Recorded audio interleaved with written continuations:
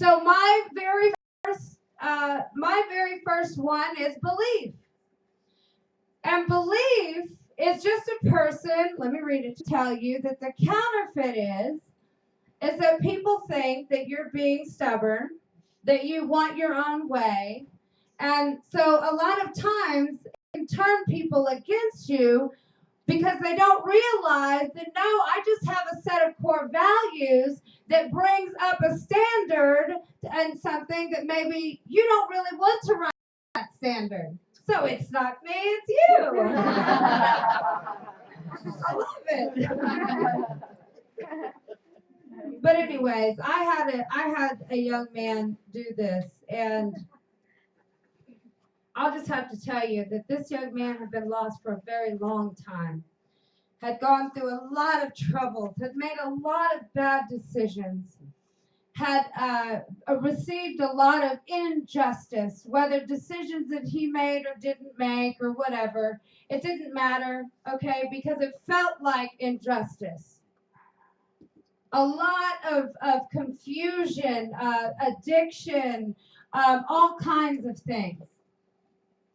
But when I had this young man do this test, and I felt as if the Lord had the very moment to begin to peel away the deception, the scales that had grown on his eyes, the value that he saw himself through the injustice and the evil words that his father spoke over him and all of these types of things.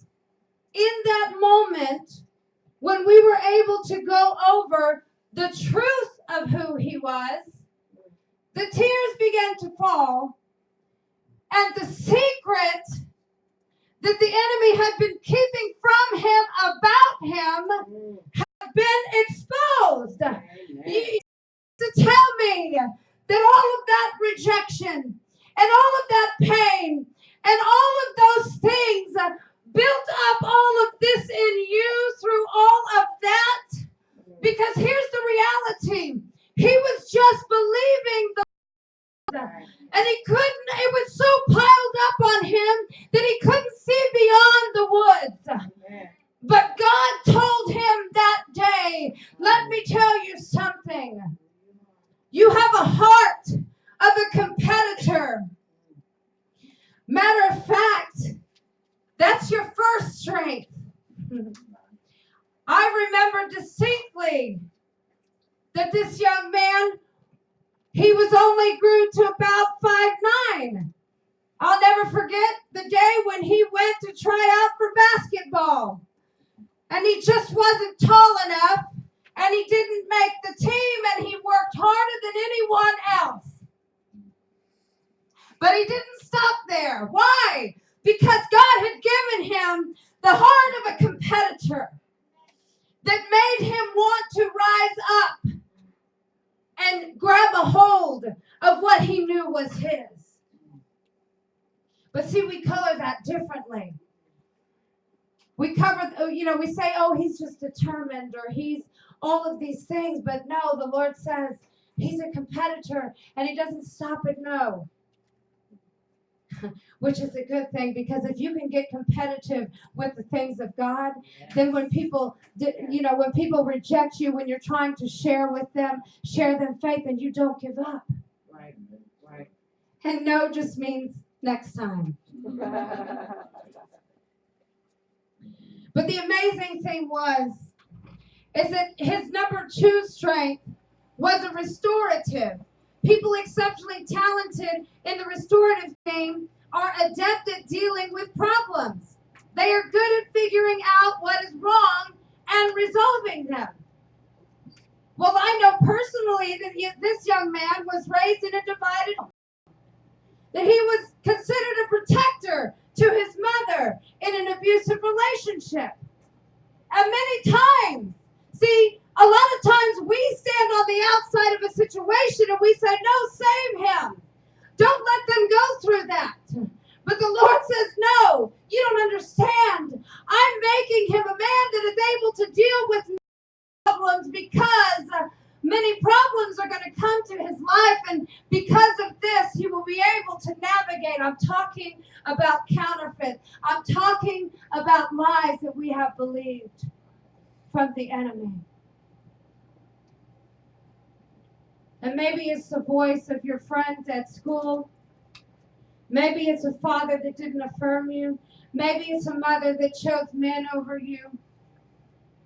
Maybe it's a lot of different things, and those are the voices and the things that can dictate our every direction if we operate from those places.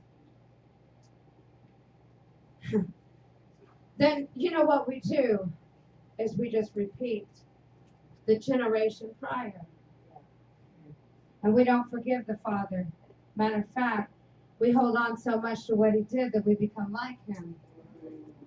And the mother, all of a sudden, we are what we hated. How does that happen? A root of bitterness and unforgiveness. Because he said that we are not to hang on to anything. The third strength of this person is a deliberative, and it says people exceptionally talented and deliberative things are best described by the serious care they take in making decisions or choices, and they anticipate obstacles. Well, the counterfeit to that would say that he's a very negative person. He's always looking at the wrong end of something. But no, that's not the reality. The reality is that he cares so much about people that he wants to, and about his own life, that he wants to, petition God. Lord, I have a sense in me that this is about to happen, Father. How? See, because we can create our own plan, and we can create our own navigation and our own fix-all to something. See, each of us have a tendency inside of us, and without that tendency being subject to God, that we never get the question answered, why am I this way? Oh, and if God could show you the beauty of who you are and what the brokenness did to your life to make you so perfect in his eyes for the journey that he has set aside just for you, then you would appreciate that and you would thank him.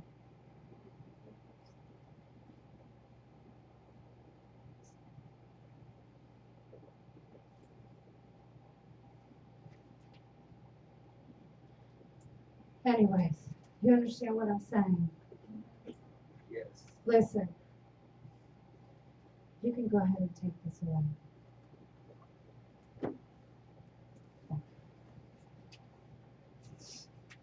Take my money. Hey, go cash that thing, okay? Praise God. Thank you, Father. Everybody just stand to your feet.